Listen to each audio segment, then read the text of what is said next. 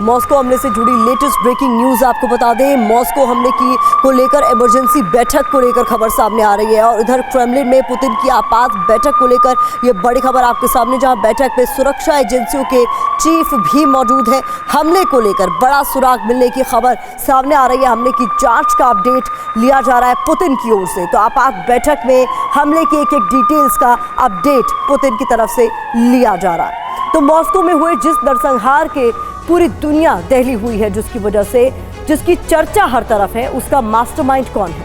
Moscow में आतंकी हमले और कत्लेआम की साजिश किसने रची? इसके पीछे किसका हाथ है? क्या ये रक्तपात यूक्रेन ने करवाया या फिर इसके पीछे अमेरिका और नाटो का हाथ है?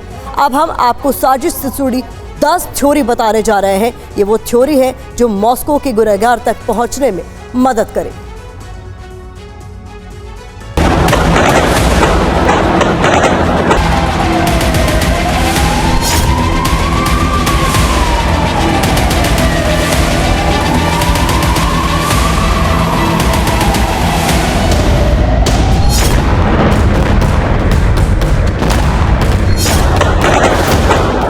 बाईस मार्च को रूस में 26/11 जैसा नरसंहार हुआ।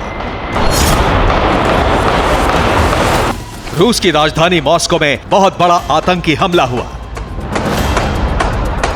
मॉस्को के क्रॉकस सिटी मॉल में असॉल्ट राइफल से लैस आतंकी घुसे। उन्होंने हॉल में बैठी भीड़ पर अंधाधुंध गोलियां चलाई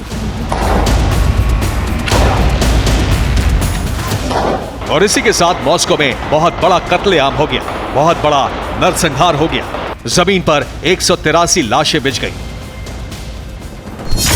सवाल यही है कि मॉस्को महासंहार का मास्टरमाइंड कौन है?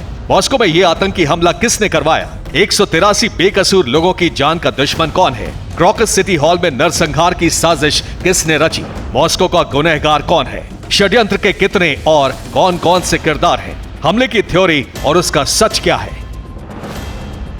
इन सवालों का 360 डिग्री इन्वेस्टिगेशन करना जरूरी है ताकि मॉस्को के लोगों को मौत बांटने वाले कसाई का चेहरा बेनकाब हो सके।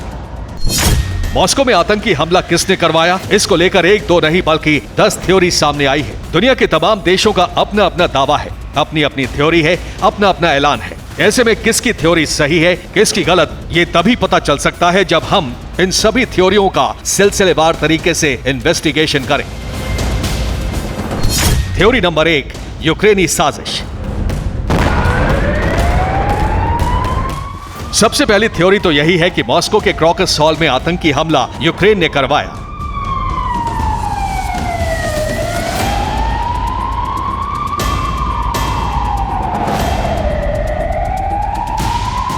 क्रेमलिन और रूसी खुफिया एजेंसियों ने कहा है कि इस हमले की साजिश यूक्रेनी इंटेलिजेंस ने रची।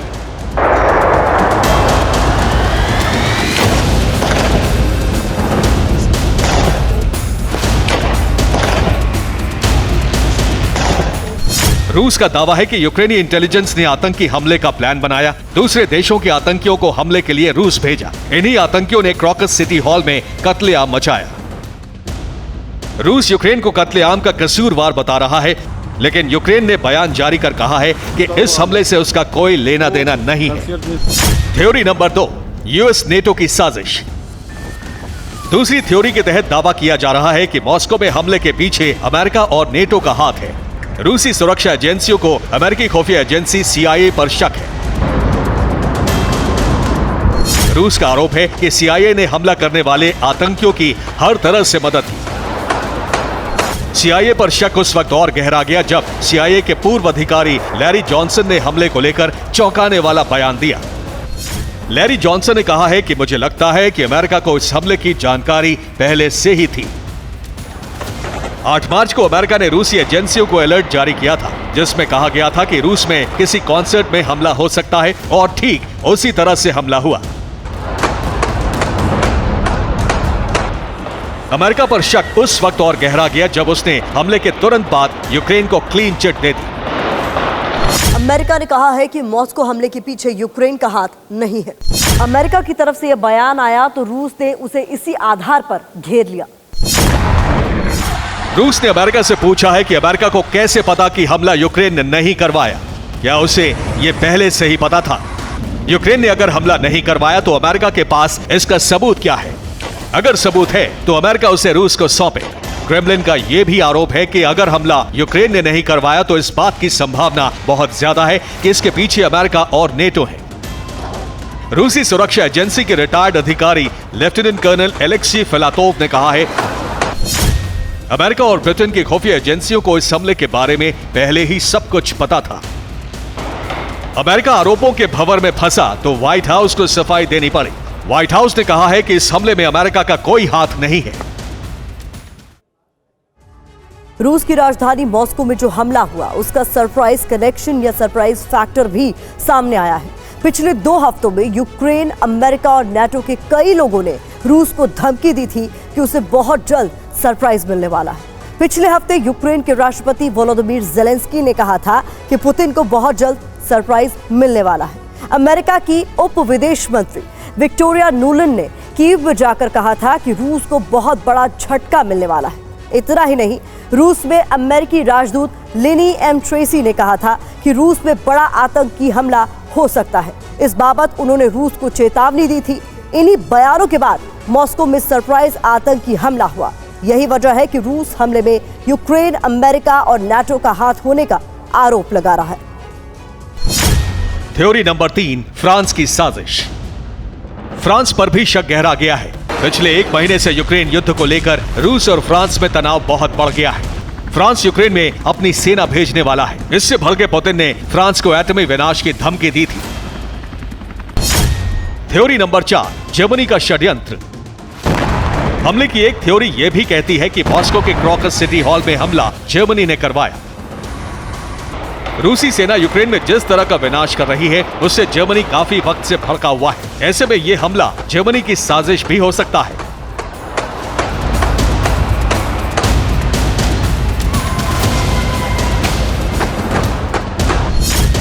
थ्योरी नंबर 5, पुतिन विरोधियों की साजिश। 5वीं थ्योरी पुतिन विरोधियों को कटघरे में खड़ा कर रही है। इसके मुताबिक रूस के अंदर पुतिन के कई बड़े दुश्मन हैं ताकि पुतिन की सरकार और उनकी मजबूत छवि को नुकसान पहुंचाया जा सके। थ्योरी नंबर 6, वर्ल्ड वॉर 3 चाहने वाली शक्ति। यह हमला वो शक्ति भी करवा सकती है जो रूस और अमेरिका में जंग चाहती है। यह वो ताकत हो सकती है जिससे रूस और अमेरिका में जंग से फायदा पहुंच सकता है।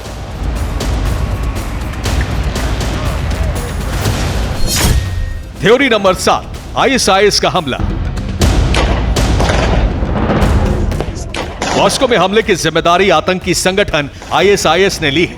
आईएसआईएस अफगानिस्तान, चेचन्या और सीरिया में रूस के दखल से भड़का हुआ है। वो क्रेमलिन और पुतिन पर मुस्लिमों का दुश्मन होने का आरोप लगाता रहा है। संभव है कि हमला आईएसआईएस के आतंकियों ने ही किया हो। थ्योरी नंबर 8, विद्रोहियों का हमला।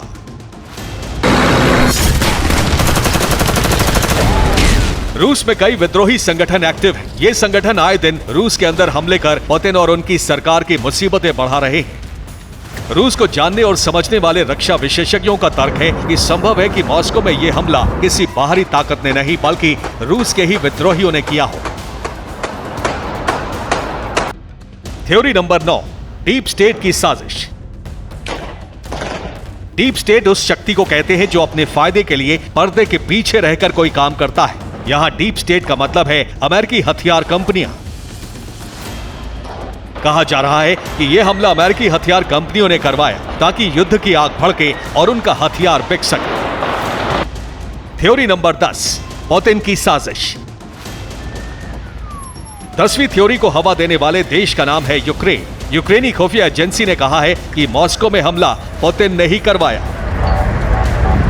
यूक्रेनी इंटेलिजेंस ने दावा किया है कि पुतिन परमाणु हमला करना चाहते हैं। इसके लिए उन्हें मौका चाहिए था। क्रॉकस सिटी हॉल में हमला करवाकर पुतिन ने खुद ही परमाणु हमले की वजह तैयार कर ली है। अब वो किसी भी वक्त एटमी धमाका कर सकते हैं। फिलहाल इस वक्त दुनिया में इन्हीं थ्योरी पर बहस चल रही है, लेकिन कौन सी थ्योरी सही है इसका सच अब तक सामने नहीं आ सका है। Bureau report, TV9, Bharatvarsh.